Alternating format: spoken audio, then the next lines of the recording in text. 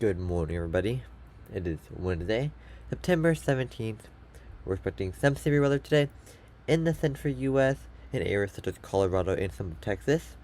We also will be expecting possibly tropical storm Gabriel or Hurricane Gabriel. We're going to start off with the SPC outlook for today. As you guys can see, in northern Texas, southern Colorado, and in northern New Mexico, there is a slight risk for severe weather, so a 2 to 5 risk for severe weather. There's also a small 2% that also includes northern Texas, far south Colorado, and far northern New Mexico. You'll see that we have a 5% damaging wind risk, so a very low damaging wind risk today. But we do have a 15% damaging hail risk. That includes northern Texas, northern New Mexico, and southern Colorado. So I'm expecting mostly isolated supercells for today's setup. Let's see what the models are showing. This is the ARRR weather model. You can see we do have some storms, some overnight showers right now from some severe weather yesterday. It was mainly a flooding risk yesterday, no tornadoes reported as I know. But you can see these storms mostly weaken. You can see in the afternoon to evening hours, we do get some cells starting up in Kansas, which is why I do think that Kansas and maybe some Oklahoma will get added to a slight risk, and possibly a damaging wind risk and damaging hail risk, maybe even a tornado threat.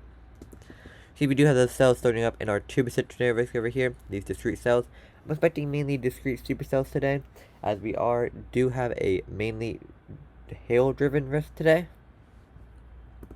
We do have a very short time window for these storms to start up once we get into the overnight hours.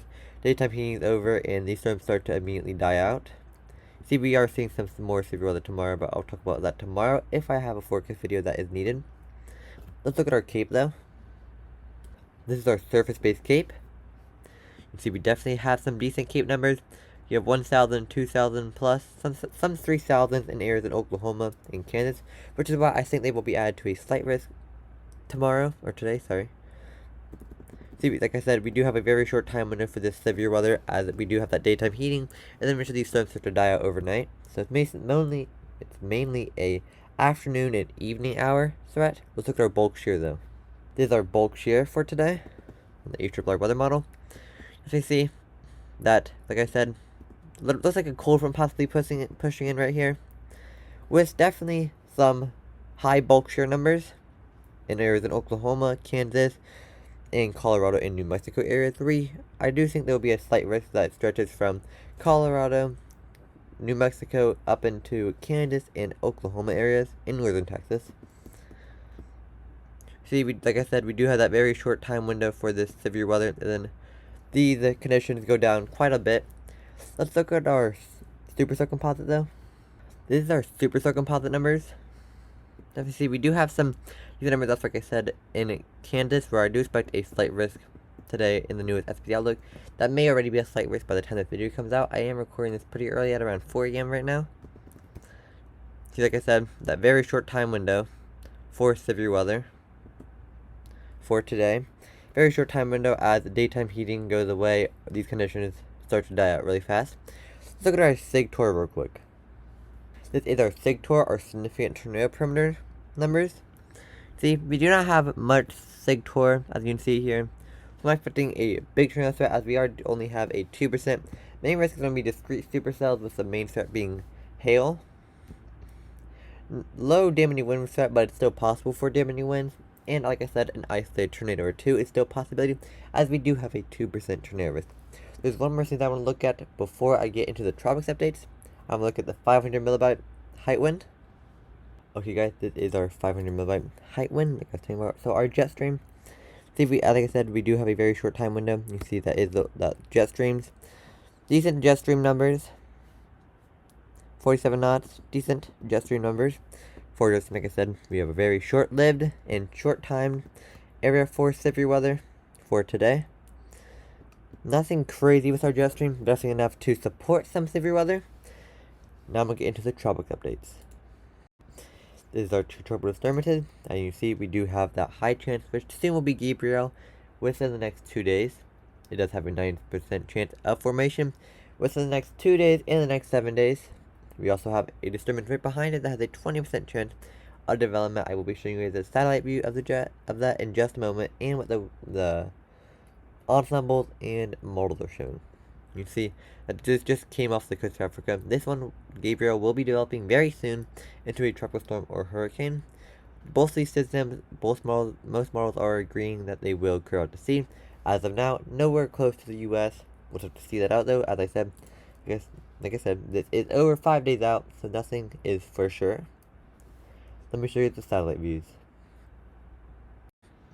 These are two tropical waves, soon to be tropical storm. One of them is soon to be a tropical storm. Both of them are likely to develop over the next 7 days, at least according to the model guidance. You can see the one to the left, that is soon to be tropical storm Gabriel. This is our GFS, so the GFS ensemble members. You can see that one little system that's just basically in the central Atlantic at this point. The model has like pretty close together for the first 5 days, and then it starts to spread out, as you can see here. Most model guidance shows it, almost all the model guidance shows it going out to sea or dying out. There's one single bystander that does show it going to the Gulf. That's very unlikely at this point. Like I said, guys, you always have to pay attention though to this stuff because it could try to change. It still is over 5 days out, so nothing over 5 days out is 100% accurate. That's why we look at our ensemble, because ensembles are more accurate than just the dramatistic models. So one run. Let's look at our Euro ensemble members.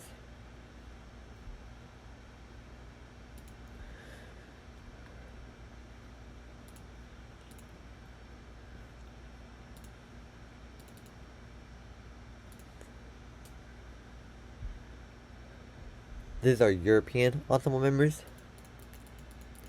It's very similar to the GFS, except for it is not showing as close to the Lesser Antilles.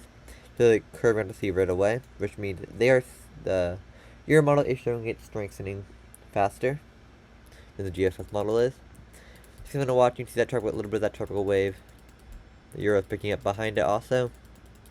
Euro does not currently have this surviving much, as you can see just based off the ensemble members, but GFS definitely does have it surviving. We also have to watch the Gulf very closely, as we are in record-breaking temperatures right now in the Gulf. Let me show you guys our SST, so our sea surface temperature anomalies. As you can see, these are sea surface temperature anomalies. You can see the Gulf is record-breaking temperatures right now, so if anything develops in the Gulf, it could definitely be pretty bad if anything develops. Luckily, hurricane season has been pretty good for everybody so far. No landfalling hurricanes besides Tropical Storm Chantal earlier this year, but that didn't cause much major impacts, mainly a flooding risk for that storm. But as you can see here, we do have very warm temperatures in the Gulf and in the Central Atlantic, so definitely something to be aware of and watch closely, as we're actually past prime hurricane season now. So we're definitely still watching the tropics. This could be more of a back-end hurricane season. Hopefully it's not. Hopefully everything just keeps going to sea, or it doesn't develop and gets devoured by shear. But like I said, as we are moving into a more favorable phase, we're moving into a favorable MGO phase, madden julion oscillation phase, which is basically just more rising air in the Atlantic, so which will help with tropical development and more convection off the coast of Africa. So we will be expecting multiple wave trains and multiple things to try to develop in the Atlantic over the next couple of weeks into October.